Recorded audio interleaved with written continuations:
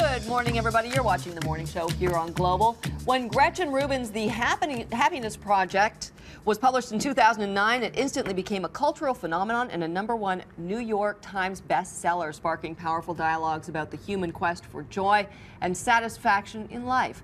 Last September, Gretchen committed to a 9-month journey to achieve ultimate happiness at home, and she's put all of her experiences in writing in her new book, Happier at Home. And Gretchen Rubin joins us now. Good morning. Good morning. Very happy to be here. Excellent. Happy to have you. Now, I know with the Happiness Project, your original book, you had said that it was sort of one of those epiphanies, a moment on the bus with your daughter when it went from being another one, like a chore, another sort of mundane part of your day, to you realizing that that was life and embracing it. And the same kind of epiphany hit you again for this book? Yeah, it was the strangest thing. I was unloading the dishwasher in my kitchen. I could hear my husband watching golf and my kids playing in the next room.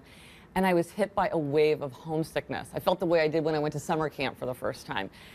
It was such a puzzling feeling because why did I feel homesick if I was standing there right in my own kitchen? And it got me to focus for the first time on this idea of home as the foundation for happiness. And I realized that so many of the elements of happiness for me, and I think for most people, come together in this idea of home.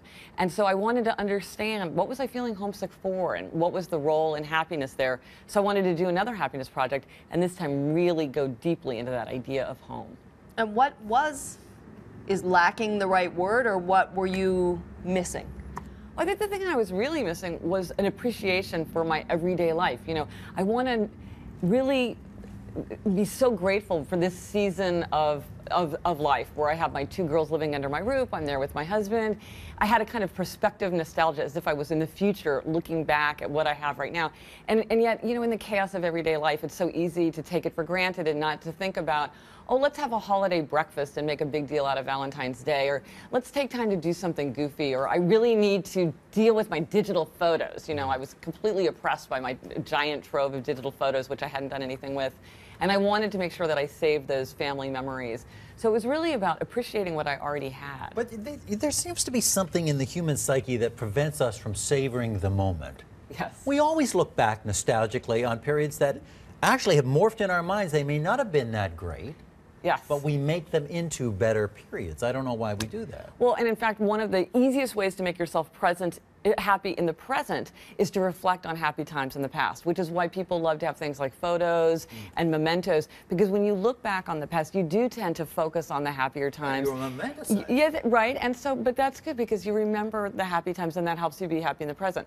But I mean, to your point, we also tend to look very much to the future and to think about, well, what's coming next and what's going to be happening down the road. Yeah. And so it's very hard to focus on what do you have right now. And you don't want to look back on the past and think, well, how happy I was yesterday, if only I'd realized it. Yeah. You know, the way. It's all about change, isn't it? I mean, people are just freaked out by change. Yes, absolutely. Yeah. Absolutely. It's just it's a challenge. Gretchen, do you feel a bit like a happiness ambassador now, and are you comfortable with that role? I feel like a happiness ambassador to myself. You know, I'm always writing about my own experience, my own research, what works for me. I don't dispense advice to other people other than to just say, like, well, this is what you're going through. This is what I thought about in similar circumstances. So I really want to behave myself better, but I don't feel a lot of pressure to solve other people's problems.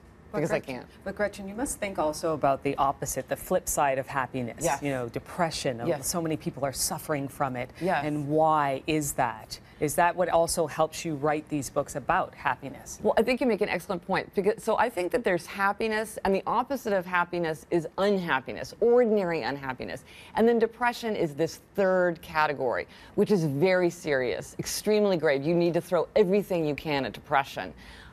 So that's its own thing, but then there are people that just feel an ordinary unhappiness. And funnily enough, I think these negative feelings like unhappiness, anger, guilt, remorse, boredom, resentment have a really important role to play in a happy life because they're like these big flashing signals to tell us that something's not right. If you're feeling guilty, it's probably because in some way you're not living up to your values. Or if you're feeling resentful, then something needs to be fixed in a relationship.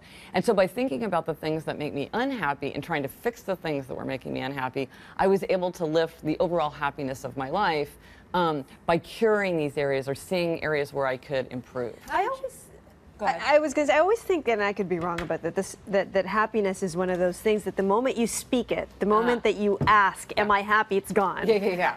And I wonder if this is a symptom of us having too much time analyzing our feelings on a moment-by-moment basis. Or even if it's just too hard to attain. Is happiness harder to attain than being sad? Right. Or not happy? Well, I think that question of am I happy or what is happiness is sort of overwhelming. So I never think about am I happy. I always try to think about being happier, because it's easy to know if this week am I happier than I was last week because I did certain things differently. That's easy to know, but am I happy? It's sort of an overwhelming question, and you sort of can get tripped up over your own feet.